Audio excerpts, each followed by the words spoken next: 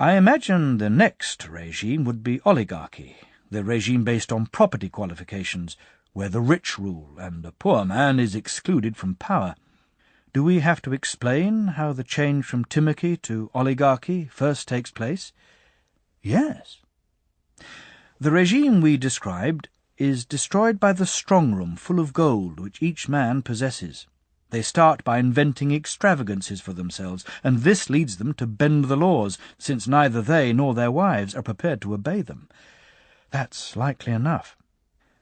The next step, I suppose, will have been for them to start eyeing one another and competing with one another, and in this way they would reduce the whole population to their own level.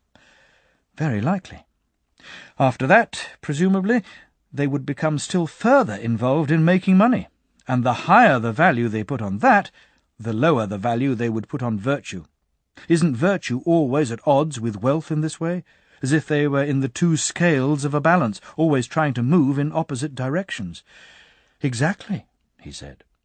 And as wealth and the wealthy are more valued in a city, so goodness and the good are valued less.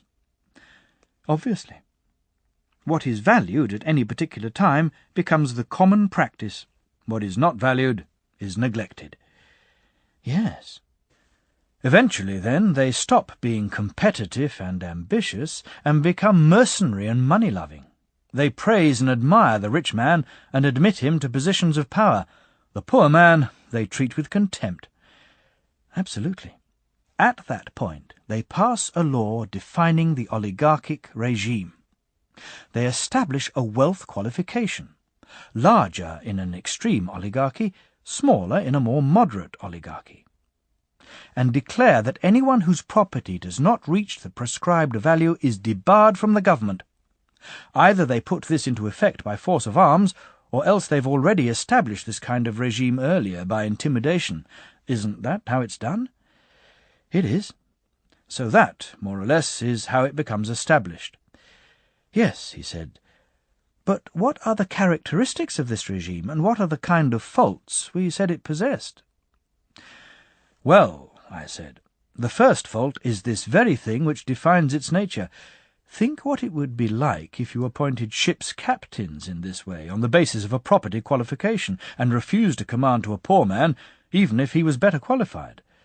I think it would be a sorry voyage they'd find themselves making, he said. And the same with any position of command over anything. That's certainly my opinion.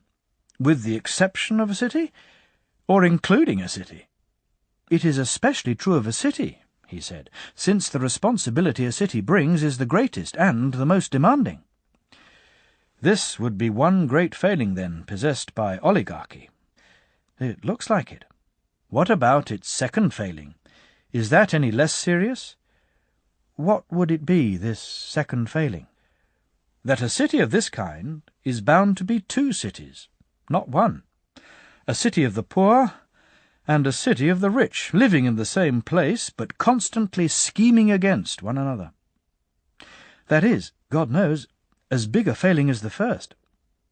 You must ask yourself, however, if this city isn't also the first to introduce an evil which is greater than either of these. What evil is that?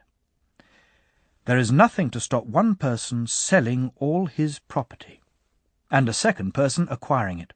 Nothing to stop the first person still living in the city after selling his property without being one of the elements which make up the city.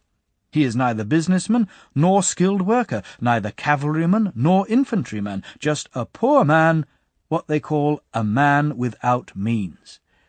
Yes, he said, this city is the first to introduce this evil. Certainly, in cities with oligarchic regimes, this kind of thing is not prohibited in any way. If it were, you wouldn't get one group of people who were very rich and the rest living in complete poverty. That's right. And here's another point to think about.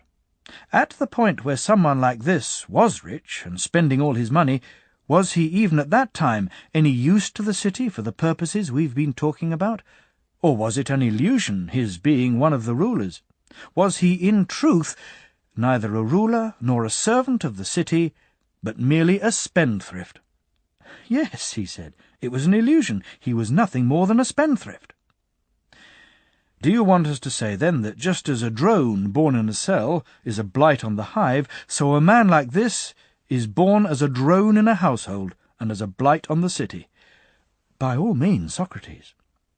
Well then, Adamantus, is it the case that God has made the winged variety of drone all stingless, whereas of these two-legged drones, some are stingless, but others have very nasty stings?